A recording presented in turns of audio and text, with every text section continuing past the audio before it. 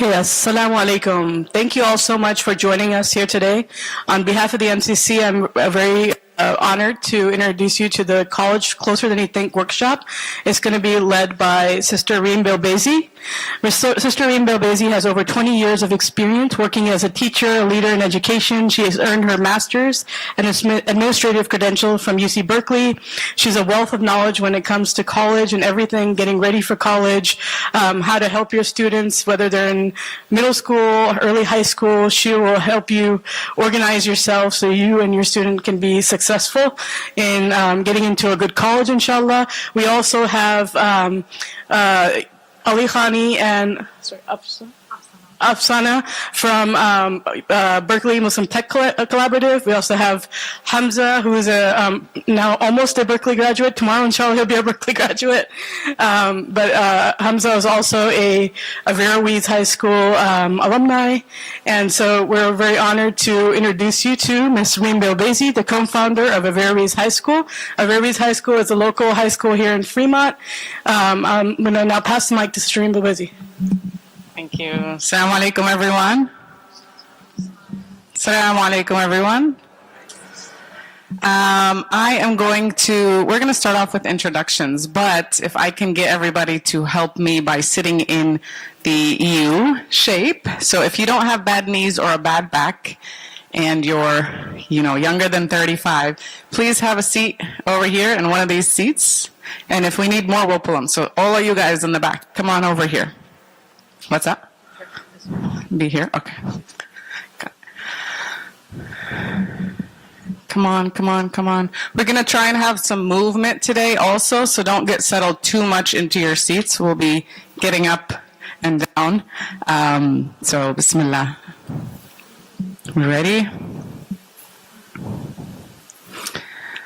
All right. We'll start with introductions. That way you know who's speaking to you and who do we have on the floor, inshallah. Let's go here. Okay. Well, assalamu alaikum, everyone.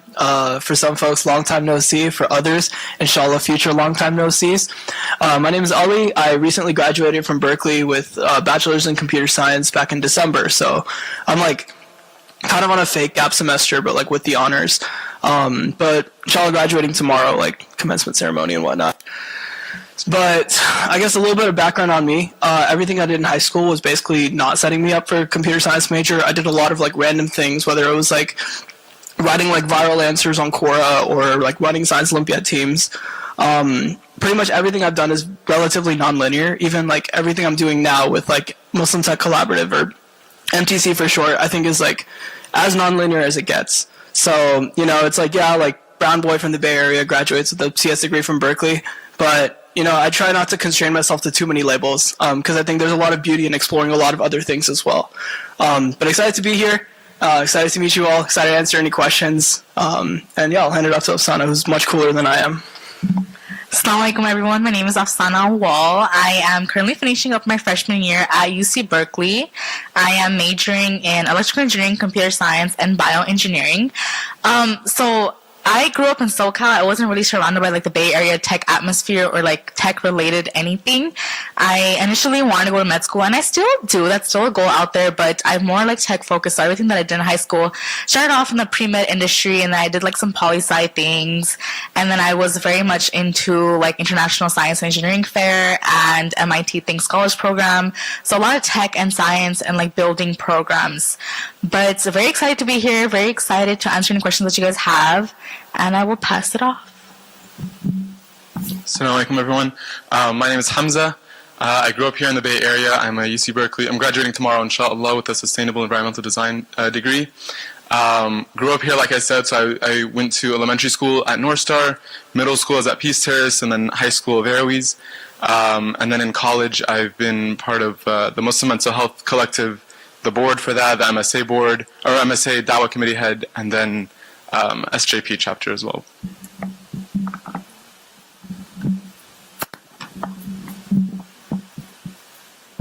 Assalamu alaikum, everyone. Welcome. It's so nice to see so many people here today. My name is Shabnam, and I am the Director of Operations at Averroes High School.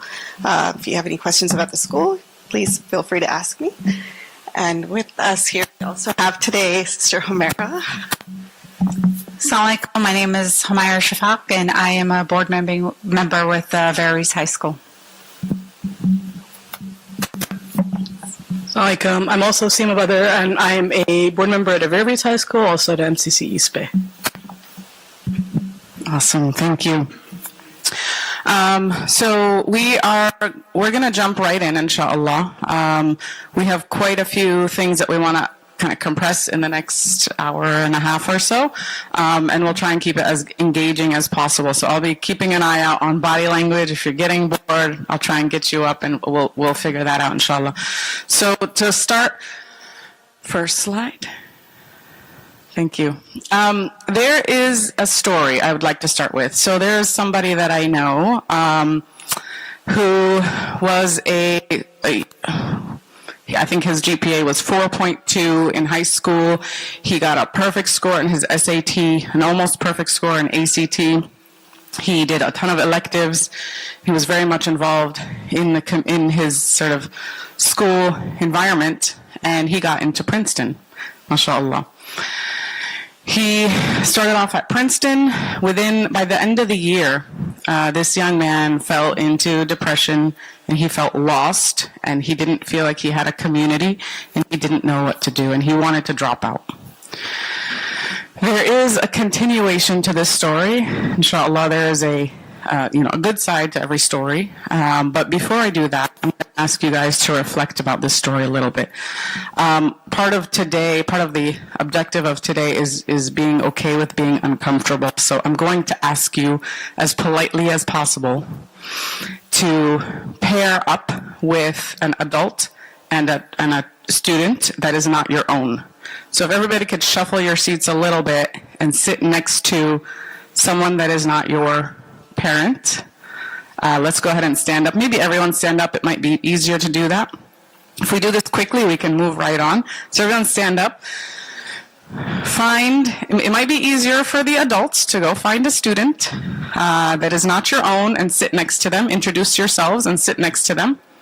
Go ahead. I'll give you 3 minutes. If there are not enough to go around, then you can have 2 students per adult or 2 adults per student. If you guys want to find people, you can, yeah. And you can. I want you, because you're going to speak soon, you stay. Okay. All right. All right. Find maybe someone who doesn't have a partner. Go ahead and put your hand up if you have a partner. Let's do this the other way. Put your hand up if you don't have a partner. Okay, find each other. Here's a young man here who needs a partner, maybe. And all right, put your hand up again if you don't have a partner. Okay, so if we have too many adults, then maybe join a trio. Join one of the young ladies already with a partner, and you could be the third person. Do you guys have a partner? Can you join them maybe? Okay. All right. So, if you can listen to my directions now, I will tell you what the prompt is. So you are going to talk to your partner or your trio, and you are going to try and think about what was the root problem with this young man. Again, a real story, a real person.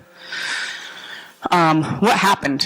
What do you think happened? Why did he have this amazing track record in high school, get into one of the top universities in the nation, and then fall into this state? Go ahead and talk to your partner for 2 minutes. All right, we'll come back in 5, 4, 3, 2, 1. All right. Now, I would like some brave students to reflect on the answer. So if you feel confident about your answer, or if you don't feel confident about your answer, I'd like a couple boy volunteers, a couple girl volunteers. Would you like to start? Oh, she has a mic. All right.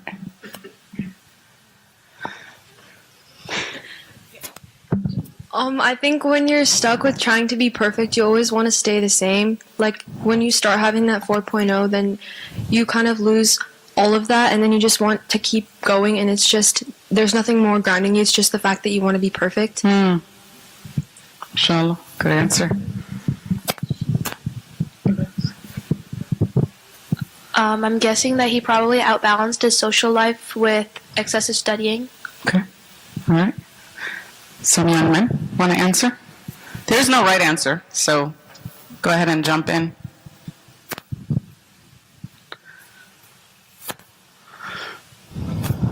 Maybe he was too focused on his studies and lost his faith in Islam and stopped praying.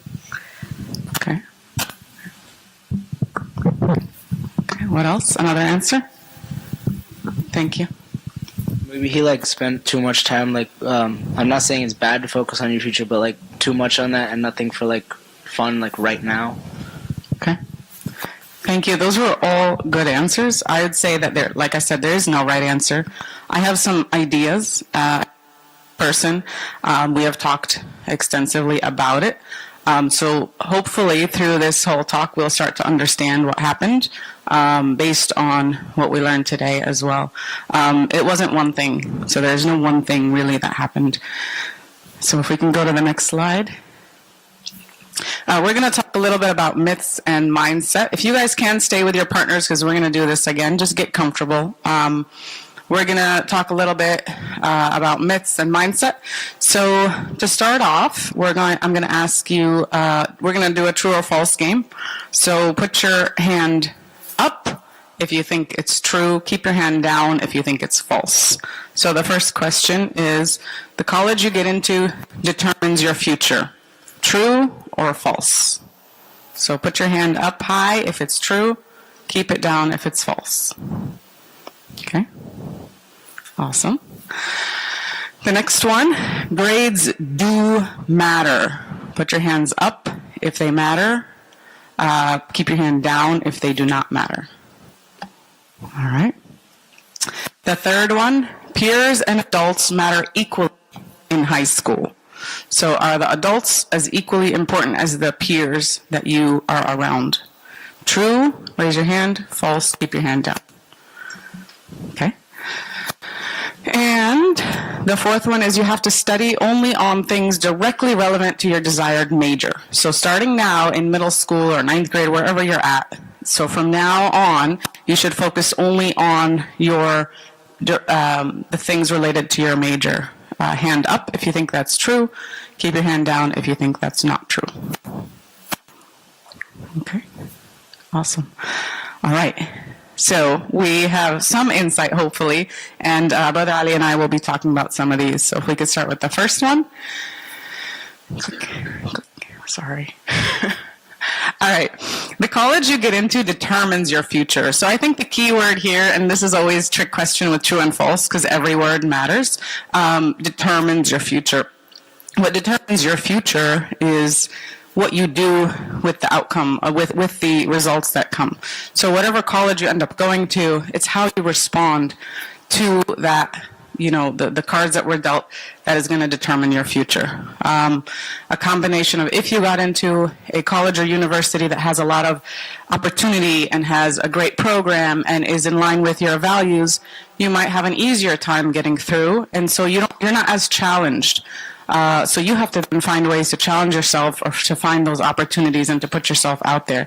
If you're in a program that's a lot more maybe less in line with your desired goals, but that's what you have, you might have to work harder to move forward or to transfer or to get into the program that you want. So that first acceptance or rejection from a college or university is not determinant of your future. The other thing I really want to explain here about college is that, and I'm going to say this over and over today, is that it's only a part of your journey. So just like middle school is a part of your journey, high school is a part of your journey, college is a part of your journey. What is the end of our journey? Thank you. We'll all die, inshaAllah, and inshaAllah we'll die in good faith and in iman. It shouldn't be a worry thing. It shouldn't be a sad thing. We're on this life. We're born so that we can see our life through. And so a lot of us, a lot of Muslim students and parents worry so much about that college entrance or exit, and then therefore we get results like the young man in the beginning of the story. Okay, they got in, now what? Does he have direction? Does he have friends? Does he have mentors? Does he wake up for Fajr on his own? Does he set his own alarm? Like, there are things that sometimes we do to our kids. This is first for the adults. Sometimes we do for our students to make sure they're successful, but their success is reliant on our actions. So when we're not there anymore, is that what's going to happen? And so there's so much more than the college. We love college. We love universities. We want our kids to go to the best and be the best and thrive. But it doesn't, then what? We have Hamza who's going to graduate tomorrow. Inshallah, you're graduating tomorrow. Then what? Is he going to keep going back to UC Berkeley and say, hey, I miss it here, I'm just going to hang out? No, there's stuff that has to happen. Even though we want to linger, we have to move on because it doesn't end here. Next. Grades and GPA matter. If you want to jump in at any point, let me know.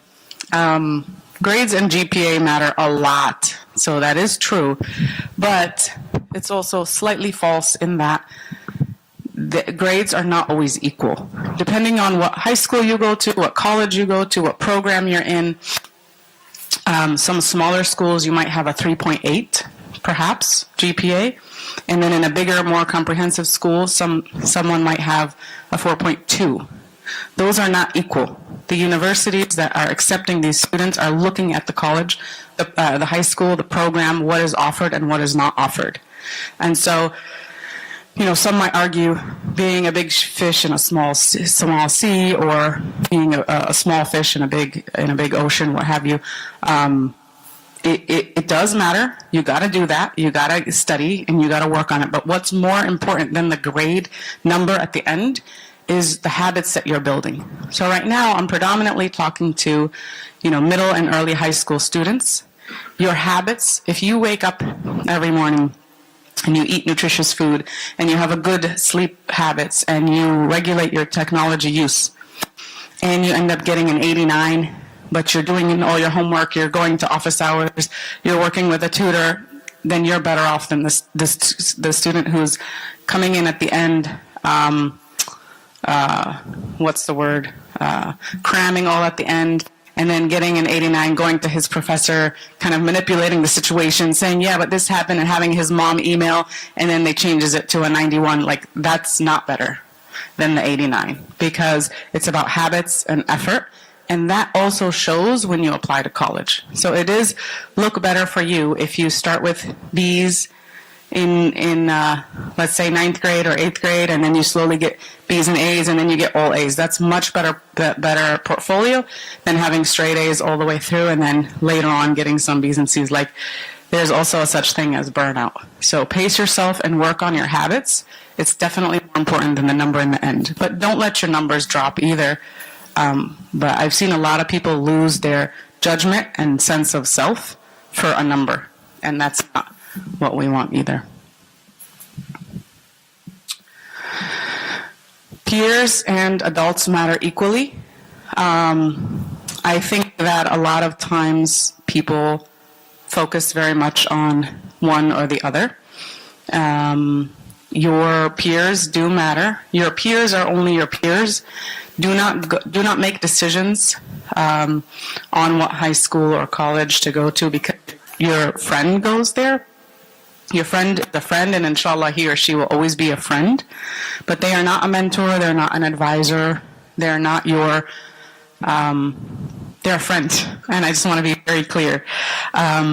If you are getting advice from someone at your same level, then you're not getting sort of the advice that is from a wiser person with more experience. It doesn't mean that you can't hang out, you shouldn't be close together, but that friend, if he or she makes you a better person when you're around them and can lead you to good things, then that's the kind of friends you need.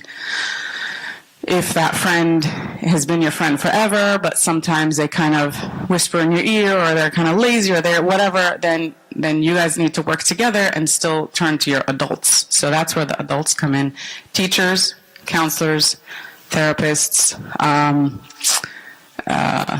leadership at school, workshop, halakha leaders, all of those matter.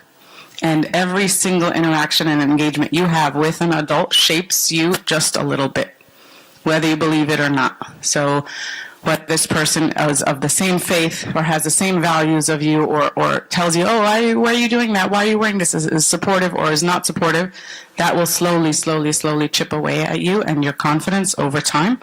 So just remember that peers and adults are both pretty important. Yeah, I can actually add a little bit to that. One of the sayings that sorry, by the way, my voice is like a little out today, but one of the biggest pieces of advice that I always hold close to heart is that you're the average of the 5 people you spend the most time with. And so when it comes to peers, think about who you want to be like 2 years, 3 years, 5 years down the line, and think about which of your friends are actually going to have those qualities that you want to have in yourself. And I think this applies both to peers, also to people that are like 2-3 steps ahead of you, is like, are they at a place that I myself want to be? And if that's the case, like, what was their journey like, and how can I apply those lessons to myself and use that to grow as a person and grow alongside the people that I surround myself? So kind of like, on that peers and adult side.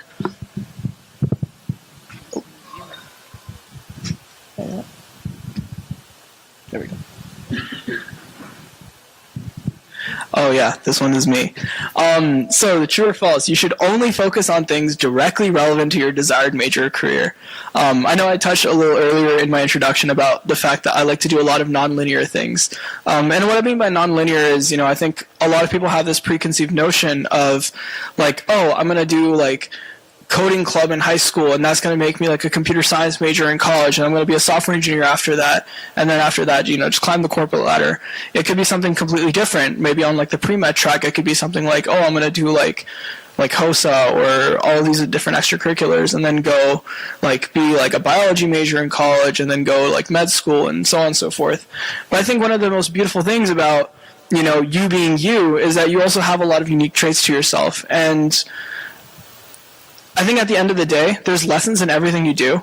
And I think to some degree, like, yes, have focus on know what you're doing, but don't also neglect the other parts of yourself. I guess like a little bit more about me that I didn't touch upon earlier. So I graduated with a computer science degree in Berkeley, and like that's probably like the fastest label people can put. It's like, oh yeah, computer science major in Berkeley, probably going to go be like a software engineer and do something.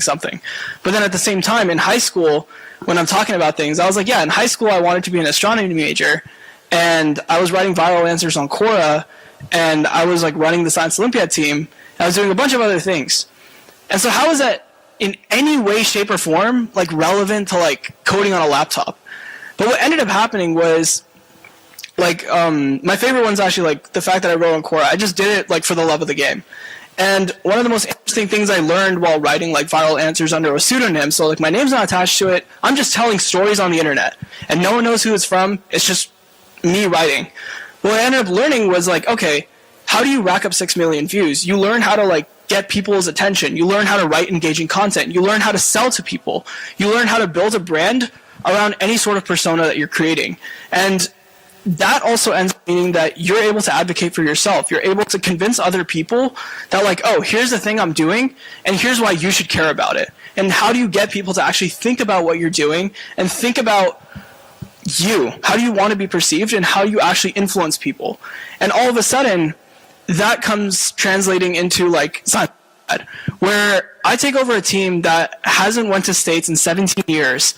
And I say, okay, how do I get people in the school to actually start caring about this? How do I market it in a way where it's like, all of a sudden, like, Science Olympiad is going to be the next hottest thing. Maybe there's not too much to show for it right now, but how do I convince people, like, come join me on this journey, and we can actually go to States? And so a big part of that was, like, knowing how to write, knowing how to, like, go up to people and be like, hey, like, what are you doing this year? You know, and it's like, oh, like, you know, I'm not going to lie, like, maybe just, like, show up to a meeting, and, like, I know you're busy, I know you can't fit into your schedule, just show up to the meeting. And it's learning how to convince people that all of a sudden leads, like, Science Olympiad to start attracting more talent. And once we have more talent, then it's a matter of like, how do I learn how to manage these people? How do I learn how to inspire people? How do I get people to take time out of their busy schedules to come do this thing? And so a lot of that ended up translating into my time at Berkeley, where it's interesting because in high school, like alhamdulillah, like I was one of those folks that was like kind of like a bit of a sweat in high school. So I was like grinding like my GPA and my extracurriculars and classes, and like alhamdulillah, like high GPA and whatnot. I come to Berkeley and I get humbled. First day of class, so this was like fall 2021, so like everything was still on Zoom, like, you know, post-COVID and whatnot. So I'm like in the Zoom chat and all these kids are asking these like super hard questions. And that was the first time in my life where I got so violently humbled that I was the dumbest person in the room. And it's funny because this is a story that most people in Berkeley will also tell you, is that you like spend your whole life like trying to like be at the top and like be like as high achieving as possible, and as soon as you get to Berkeley, you're surrounded by all those people that are like grinding as hard as you are, and all of a sudden like you're average or below average, and it's like that's a hard reality to come with. And all of a sudden then I was wondering to myself, like, what am I good at? And I think like the one thing I can say today that I'm very good at is I'm really, really good at failing. And what I mean by that is that, and sorry, I promise this is not a tangent off the question. The reason I think one of the best skills is being good at failing is that you're able to like try things, take risks, and if you fail, you're not giving up. It's like, all right, cool, I just learned a new thing. And now I'm going to change my behavior, change the way I do something to actually benefit myself and learn from it and get takeaways from it that I can apply to everything else I'm doing. And so I think like one of the biggest things that you can do is learn how to fail upwards, right? You have like one step and all of a sudden you spring back up. And I think if you get really, really good at that, you can try a lot of different things in a very short amount of time. And maybe that's something that's directly relevant to what you're doing, like major or career, what you think is good. But you could also try this for things that are completely unrelated, but all of a sudden now you have either one, like a cool story to tell, or two, you've learned something new about yourself that you wouldn't have known otherwise. But yeah. Next slide. Yeah. Oh. All right, thank you. We're going to jump into an activity. This is more of a reflective activity. You can write as much or as little as you want, but I really want you to think about the answer more than anything. The prompt on the screen is a little different than what I'm going to say, so kind of take from it what you will. For the adults, I want you to think about yourself as if you were a 14-year-old. And I will say this with utmost respect. Your parents, for all the students in here, they really are everything. Like, they've done so much for you. They care so much for you. Sometimes with our caring, we can become overpowering or overly excited. And sometimes what I don't want is for you guys to go home in the car, talk to your child and be like, see, I told you this, and that. So be very careful in this process, because it is a journey of growth for your child, and it's a journey of growth for you as a parent. That journey of growth is about reflection. So what I want for the parents to do is reflect on yourself as a 14-year-old. And think about what you would say to yourself if you could. Do not frame it as if what you would say to your child right now. Really think about yourself, where you were, and what could you have heard from your adult self, not your parent self. Again, it's all the same person. So I'm Reem, and I'm really going to talk to Reem.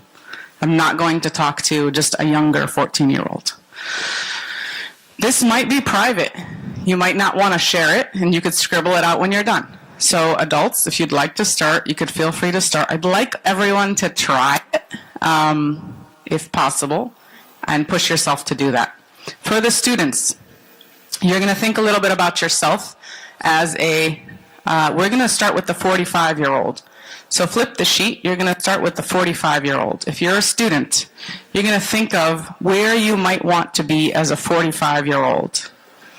Do you think you'll be, have a family? Do you think you have children? Do you think you'll be working? Do you think you won't be? Do you think you'll be whatever it is that you think you'll be doing? And I kind of want you to write to your 45-year-old self. And think about that from your 14-year-old self. So if you're 14-year-old, 15 or 16, however old you are in the room, I want you to write a letter to yourself as if you're 45, or sorry, to your 45-year-old self. I think I've over-explained it now. Does anyone have any questions about what you're doing? Yes. You're going to write a letter to your 45-year-old self. And what you're writing about is, where do you think you'll be? Where do you hope? It's on the back side of the 25-year-old self. Yeah, just flip the sheet. Is it? Oh, yeah. That's adult. Do we have any more for the students? Yeah.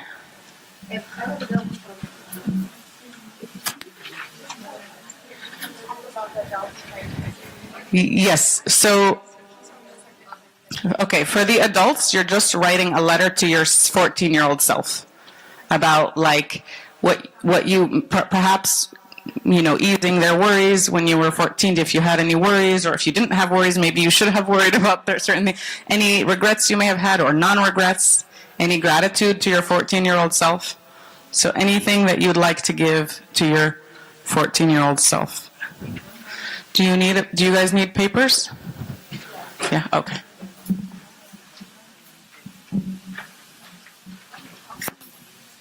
You can do your 45-year-old self. Or 14, whichever one you can choose.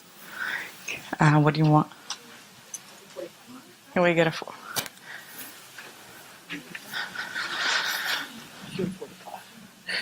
You're already 45. Give me like a couple more years.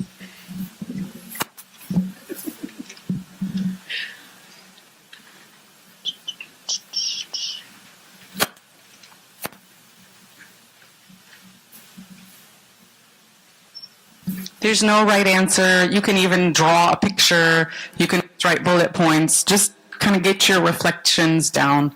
I'll be quiet for about 3 minutes. Okay. I would like,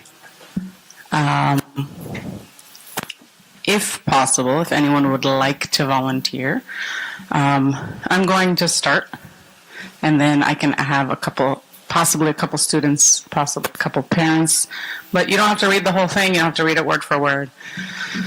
So I would say, dear 14-year-old Reem, you will not change the world, but you will do everything in your power to make every day matter, and you will continue to believe in kind of hope and belief in the future and the Ummah. Palestine will not be free yet by the time you're 42, but inshaAllah soon. Just don't give up hope and don't worry too much about the small things. So that's what I would say to myself. Can we have 2 volunteers share? Let me give you the mic. Thank you. You'll know who my kids are by when I'm speaking. They might be embarrassed. What's up, self? I know life seems hard right now, and you don't feel like you have anyone supporting you, but know that you will make it through, and you will succeed at making it out of poverty. I grew up poor with not a lot of resources. You'll end up having 2 boys that you love so much that help you become a calmer and more patient person. And my overall advice to myself was, don't give up. There will be plenty of people to help you on your journey. Thank you. Thank you so much. Someone else? Yes. Assalamu alaikum. This is to the 14-year-old me. So I just wanted to say that life is beautiful in every stage, not only in school, in college, and after marriage, and after having kids, and hopefully after having grandkids. Life is beautiful. You can enjoy, you can have fun. So don't think that life is going to end and just enjoy the fullest, like have fun and avoid everything. But I regret that I could have put more effort in schools and college. Thank you. Can I have some students?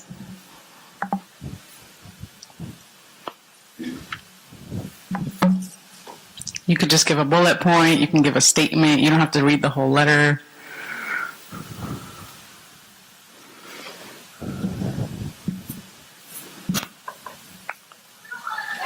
Okay, this is what we're going to do.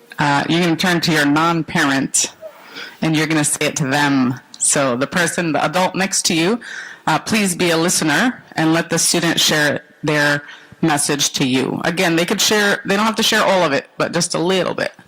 Go ahead. All right. Thank you.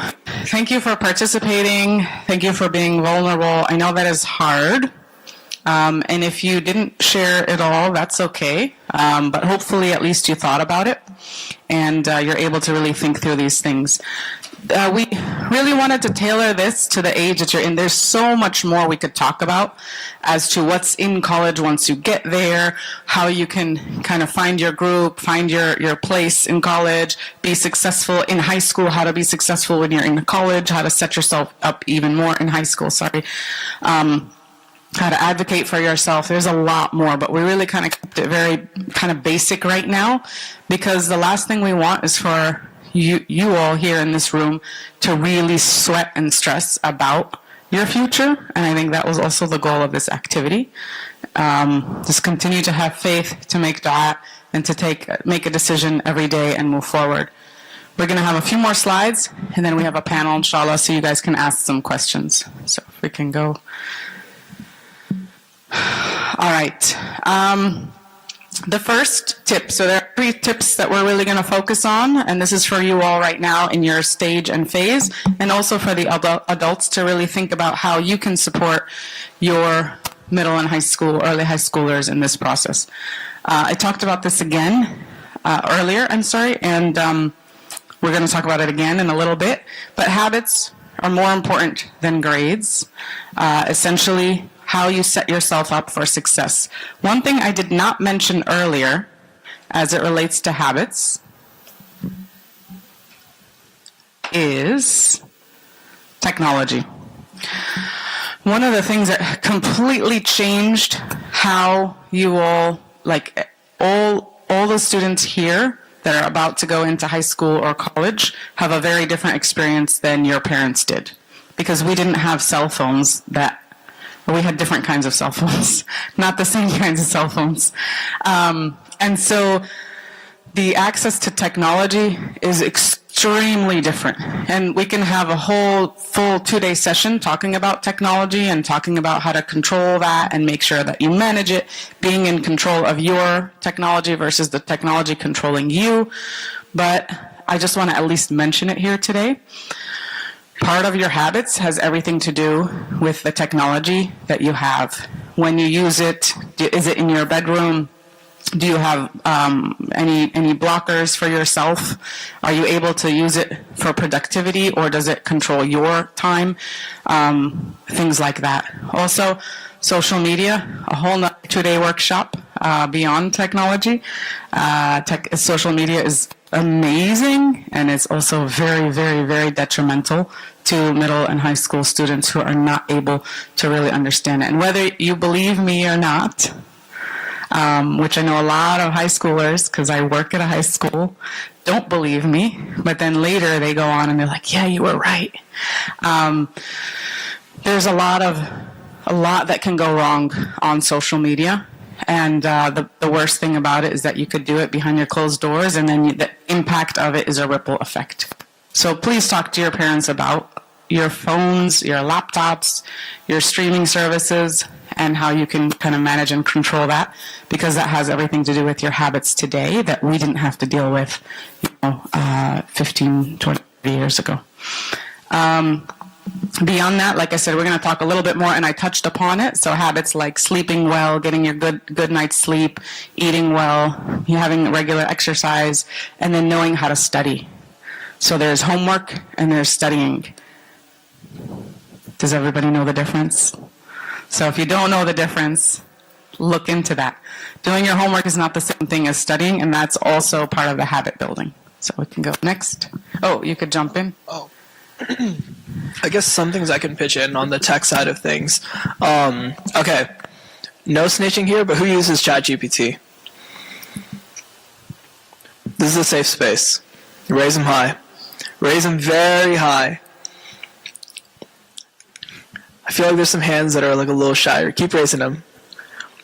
All right, there we go. I'm going to say like 90%, right? For the remaining 10%, get on it. It'll change your life. So I think one of the most interesting things about tech is, it's a tool. It can be used for good, it can be used for bad.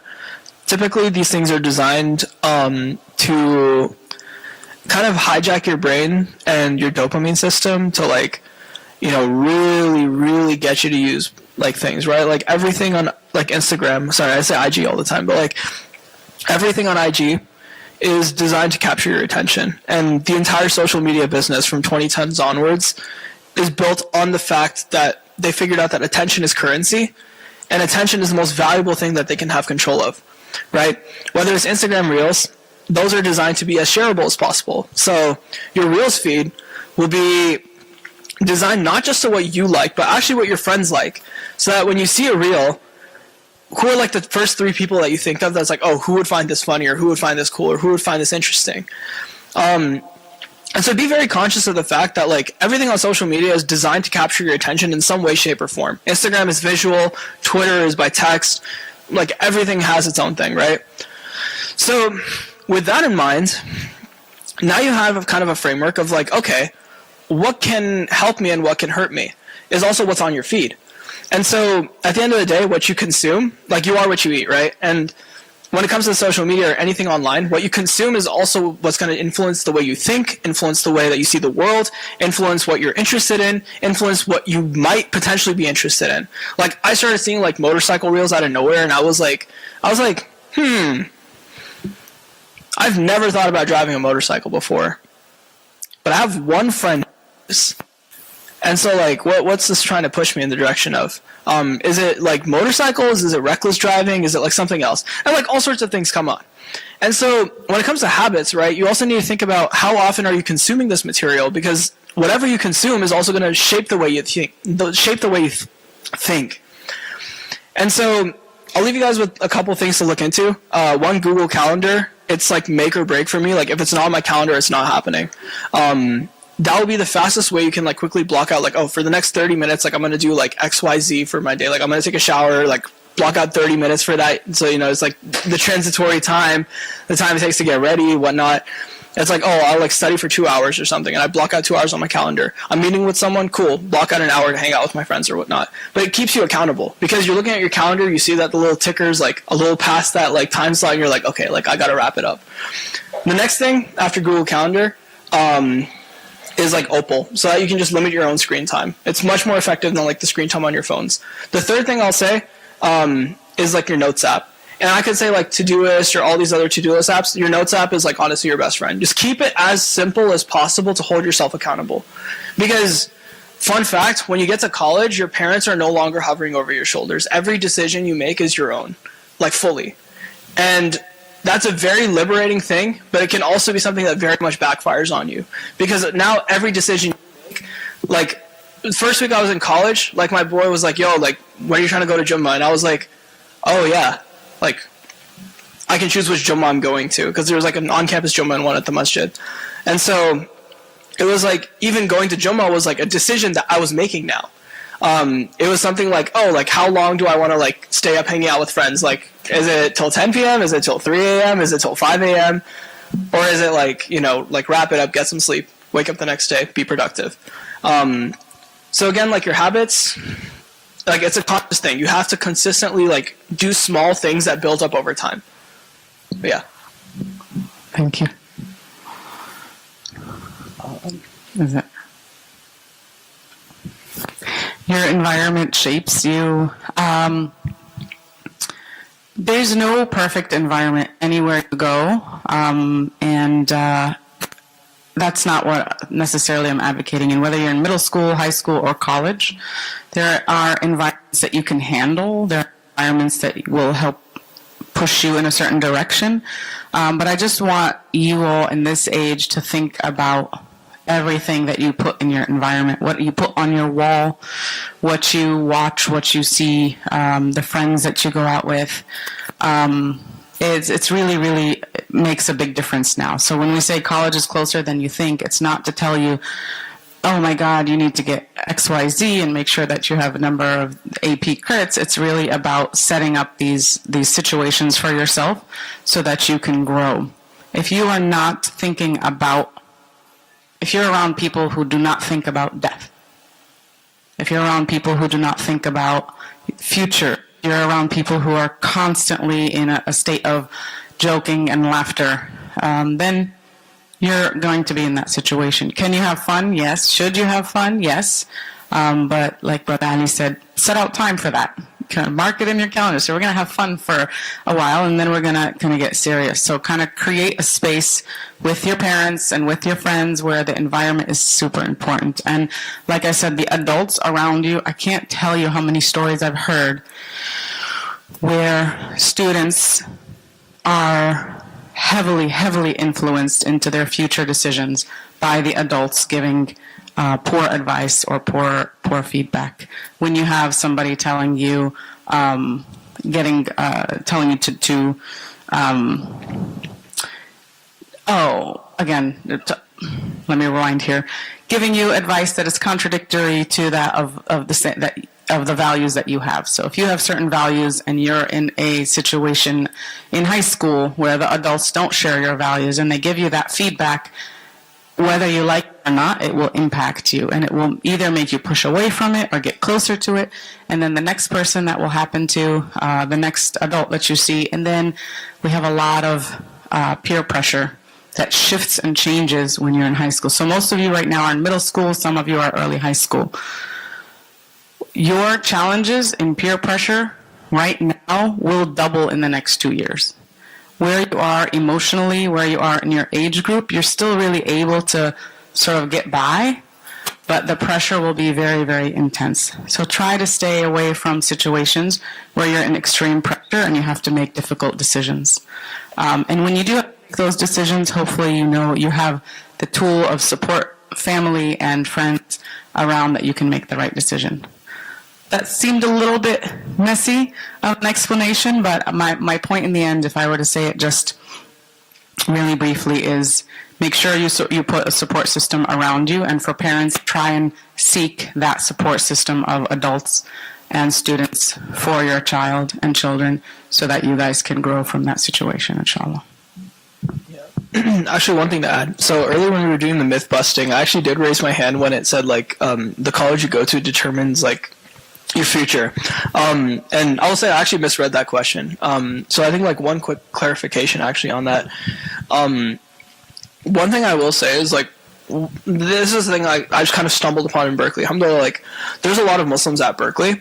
And me coming into there, like it was like I went to Tracy High, like, you know, on the other side of the Altamont Pass. Not a lot of Muslims on that side. At least now there are. But back when I went, it was like, you know, I was one of the very few Muslims in the school. And all of a sudden I get like in this environment where it's like, you know, like it's like there's like Jummahs happening on school's campus, and I'm like blown away. I was like, whoa. And I think a big thing is like when you think about college, you also think about the environment that you're going into, right? Who are the people that you're going to surround yourself with? And a lot of it's actually like people you choose to surround yourself with, because you can choose to be with one group versus another group versus another group.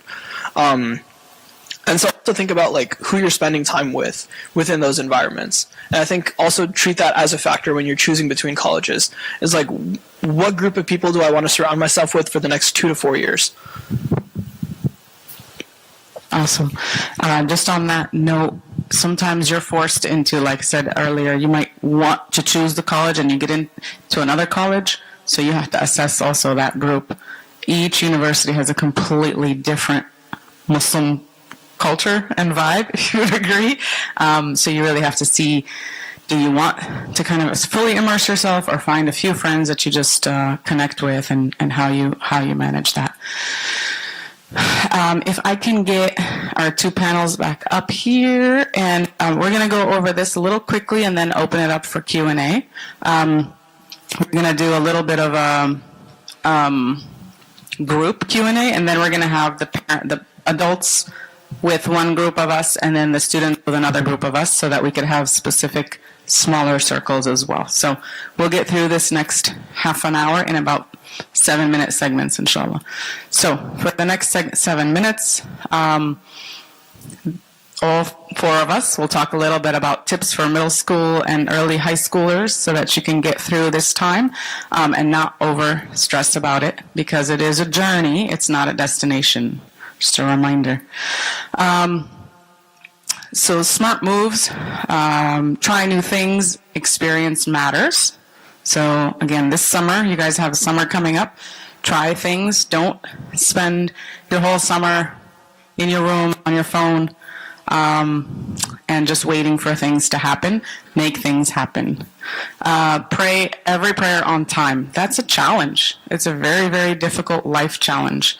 But if you start that habit now, you start to build your whole life starts to become around these 5 prayers. And if that is a center, and subhanAllah, Allah gave us those 5 prayers to organize us.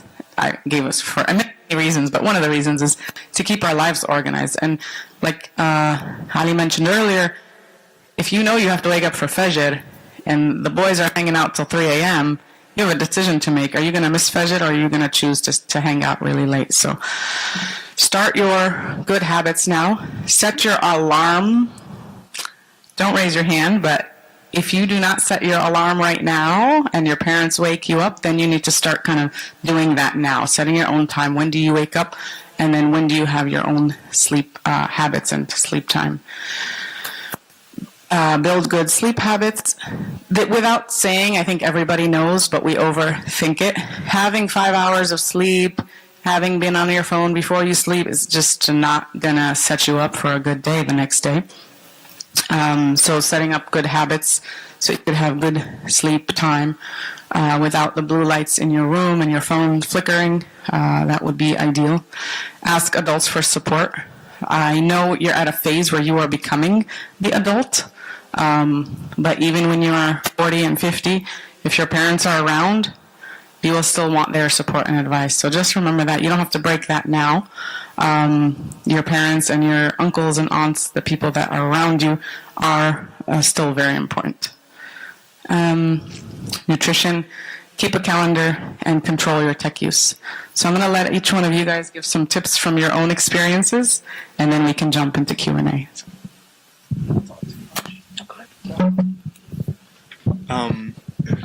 I think one thing I wanted to touch on the social aspect as well.